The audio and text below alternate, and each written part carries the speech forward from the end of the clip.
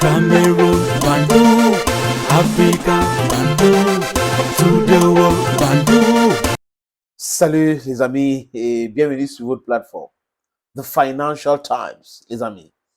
Pour ceux qui adorent tout ce qui vient de l'Occident, quand on parle de Financial Times, c'est une référence en journalisme. Un journal sérieux, le Financial Times. Ils ont beaucoup d'entrées, ils disent des choses intéressantes. Financial Times. Mais si vous suivez les podcasts sur cette plateforme et d'autres, vous allez comprendre que tous ces instruments-là sont des instruments de la manipulation. Ils décident quand et où dire quelque chose pour pouvoir passer un message. Donc, le but de la plupart des tabloïds, là, quand ça concerne certaines informations, c'est faire de la propagande ou communiquer. Donc, passer un message et le message vient généralement des services secrets, des services aussi qui travaillent pour l'intérêt de certaines personnes. Financial Times est financé par qui, vous savez. Donc, du coup, ça n'étonne personne. Aujourd'hui, aux États-Unis, Elon Musk, vous voyez, bat campagne pour Donald Trump, paye même des gens, finance même la campagne de Donald Trump. Et SpaceX, Starlink et tout ça, vous pouvez citer tous ces business. C'est un monsieur qui est né en Afrique, donc c'est un Africain qui est devenu américain. Et lui, il a dit quelque chose l'autre jour qui m'a intéressé. Il a dit, s'en fout des diplômes. Ce qu'il veut, c'est ce que tu peux faire avec la main. Pas les histoires de diplômes, tous les jours, diplôme. Bref, c'est important. Et là, on veut sa mort. Quand il dit sa mort, c'est économiquement. C'est-à-dire qu'on veut le faire tomber. Joe Biden, d'ailleurs, avait commencé. C'est pour cette raison qu'il s'est fâché parce qu'il était un soutien démocrate. Il est devenu un soutien farouche opposant aux démocrates. Les amis, les services secrets Financial Times ont trouvé pour eux quelque chose qui peut pousser les Américains à voter contre Donald Trump, donc à détester Elon Musk. C'est quoi? Que Elon Musk discute de façon directe avec Vladimir Poutine. Il est en contact direct avec Vladimir Poutine. Et il discute et patatri patatara. Mais ce qu'ils ignorent, c'est que c'est toujours ces Financial Times et tous les tabloïds et la presse occidentale qui félicitaient Elon Musk au début de la guerre en Ukraine. Parce que la Russie avait détruit les infrastructures de télécommunications de l'Ukraine. Et Elon Musk les a envoyé les terminaux avec Starlink, donc Internet par satellite. Quand les gars voulaient attaquer la base russe à Sébastopol, Elon Musk a coupé le signal. Parce qu'il a dit, ce n'est pas le but de cet instrument que je vous ai donné. Elon Musk appelle donc l'Ukraine à négocier. Il devient un ennemi à battre. En 2021, ce qu'ils sont en train de raconter là, c'est en 2021 que Elon Musk rencontre Vladimir Poutine et il parle avec Vladimir Poutine. Et la guerre a commencé quand? Ils disent qu'il est en contact direct avec Poutine, sans preuve, hein, juste le bavardage, comme au début de la guerre en Ukraine. Où je vous avais dit, les trucs de Boucha et autres là, c'est du racontage. Pur racontage. De la manipulation. Sans fondement. Aujourd'hui, vous parlez de quoi? La Corée dit non, envoyez les troupes, vraiment, les troupes vont rentrer dans les... Toujours les mêmes histoires. Dernièrement, c'est quoi? Les Américains disent que non, on va sanctionner la Russie pour que les puces que la Russie utilise pour moderniser son armée et sa technologie militaire soient ralenties. Du pipeau encore. C'est-à-dire que c'est pour la presse.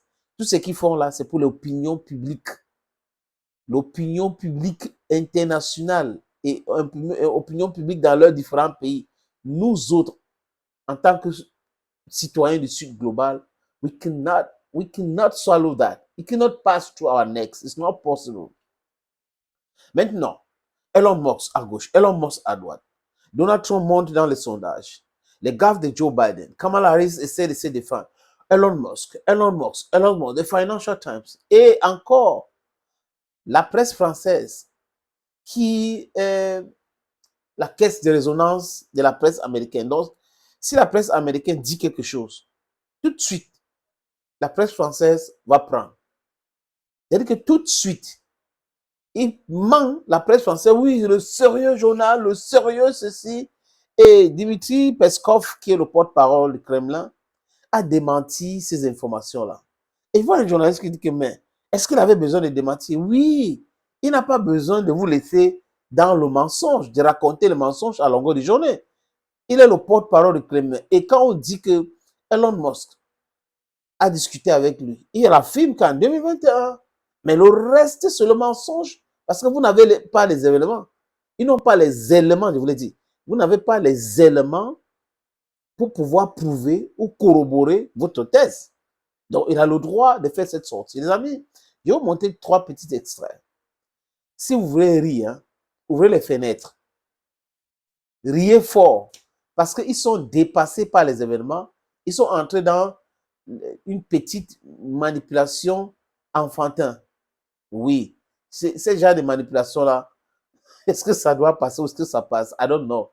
Je vous suggère donc d'écouter le premier extrait. Certains affirment que Donald Trump est à la solde de Moscou, instrumentalisé et même financé depuis longtemps par le Kremlin. Eh bien, il y en a un autre qui pourrait rouler pour les Russes. Il était hier sur la scène du Madison Square Garden. C'est Dark Maga. Regardez ce personnage, Elon Musk. Et on va l'écouter d'ailleurs. Il y a beaucoup de gens qui ont besoin de voter pour le président Trump. Il s'agit donc d'une véritable bataille. C'est une vraie bataille électorale. Vous devez donc inciter vos amis et votre famille à voter. Assurez-vous qu'ils votent tôt. C'est important. Nous allons mettre en place un tableau des scores, d'accord? Un tableau des scores du vote anticipé. État par état, comté par comté. Quelle est la carte des scores? Votez tôt, votez maintenant. Et je vous rappelle que 40 millions d'ailleurs d'Américains ont déjà voté. Merci Magali de nous avoir rejoints. Musk et Poutine, c'est une vieille histoire. On va s'en rappeler avec vous sur fond de guerre en Ukraine. Il y a aussi les Chinois pas très loin. Et il y a surtout une très belle enquête du Wall Street Journal de ce week-end sur les relations, les amitiés particulières entre ce monsieur Dark Maga et le patron du Kremlin. Ouais, Sans plus tarder, les amis, je vous suggère donc de regarder la suite parce que c'est intéressant. Ils commencent à raconter une histoire, ils essayent de développer pour convaincre, mais ils sont en train de raconter des bobards. Eux-mêmes tombent dans leur propre piège de storytelling. C'est un storytelling tellement léger, bancal. Oui, en journalisme, on apprend le storytelling, mais du storytelling du vrai. Pas de storytelling ramassis de Financial Times a dit ci, Financial Times a dit ça, les amis. Let's watch. Ouais, le journal américain qui a enquêté pendant des semaines, qui a rencontré des responsables américains, européens et russes. Verdict de l'enquête, Elon Musk et Vladimir Poutine seraient en contact régulier depuis fin 2022, des conversations qui seraient loin d'être anodines. Le rapport donc, du Wall Street Journal indique que le fondateur de SpaceX a discuté de sujets personnels avec Vladimir Poutine, de tensions commerciales, mais aussi de sujets géopolitique, donc avec le dirigeant russe. On n'en sait pas plus, mais c'est évidemment ce dernier point qui interpelle un homme aussi puissant que Musk, qui parle géopolitique avec celui qui a envahi l'Ukraine, qui s'est rapproché de l'Iran, qui collabore militairement avec la Corée du Nord et qui est un allié de la Chine. Ça peut avoir des conséquences, vous les imaginez, très importantes. Ce qui est sûr, c'est que les deux hommes ont bel et bien échangé. C'était en avril 2021. Une conversation tout à fait officielle, celle-ci, qui portait sur l'espace. Mais depuis, plus rien assure le Kremlin, qui crie évidemment à la fake news. Tout cela est faux. C'est une fausse information publiée par le Wall Street Journal. Poutine a eu un contact avec Elon Musk en 2021. Ils se sont parlé au téléphone. La conversation avait un caractère plutôt familier et ils ont parlé de technologie pour l'avenir.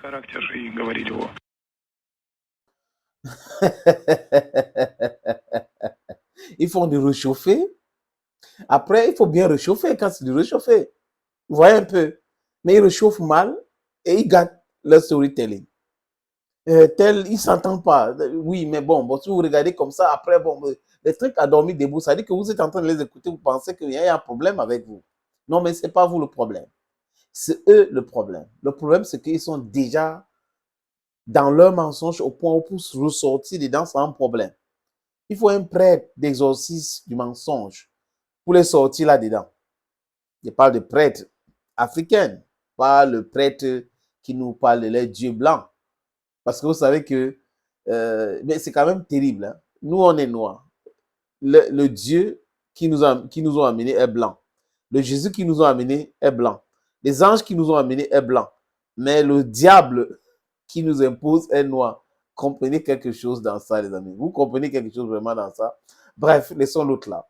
Je vous suggère donc de regarder la suite et la fin. En tout cas, c'est silence radio côté Elon Musk et la mise en planche ne veut pas commenter cette information, sauf que ces informations sont suffisamment explosives pour que la NASA, regardez, réclame une enquête. Magali, qu'est-ce qui inquiète justement? Si je vous dis SpaceX, Ça vous donne peut-être une idée. Elon Musk est à la tête donc de Sans SpaceX. SpaceX, les Américains sont incapables de lancer quoi que ce soit, même l'armée en espace. Exactement, qui lance quand même les fusées pour la NASA et pour le Pentagone. Et à ce titre, Elon Musk détient des informations top secrètes. Si je vous dis aussi Starlink, eh bien ça, c'est aussi dans la voilà, c'est aussi Elon Musk qui en est à la tête. Le réseau satellitaire est utilisé par des agences de renseignement américaines, de quoi permettre aux milliardaires d'avoir accès à des informations, disons, extrêmement sensibles. Un pouvoir inouï, donc, qui inquiète. Ses contacts secrets présumés avec Vladimir Poutine soulèvent des préoccupations potentielles en matière de sécurité nationale parmi certains membres de l'administration actuelle, dit le Wall Street Journal. Surtout que le positionnement d'Elon Musk vis-à-vis de l'Ukraine a évolué. D'abord, c'était un soutien inconditionnel, vous vous en souvenez. Et puis, il y a eu un revirement en septembre 2022. Il avait coupé volontairement Starlink pour empêcher une attaque ukrainienne contre la flotte russe en mer Noire. Elon Musk, qui un mois plus tard avait même proposé un plan de paix qui était favorable à la Russie. Ça fait réagir à Kiev, on s'en souvient.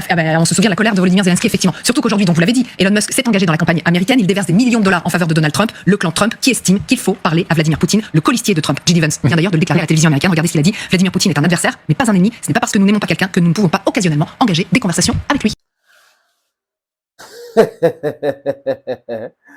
Moi, Chadou, les amis, merci de suivre les podcasts sur cette plateforme.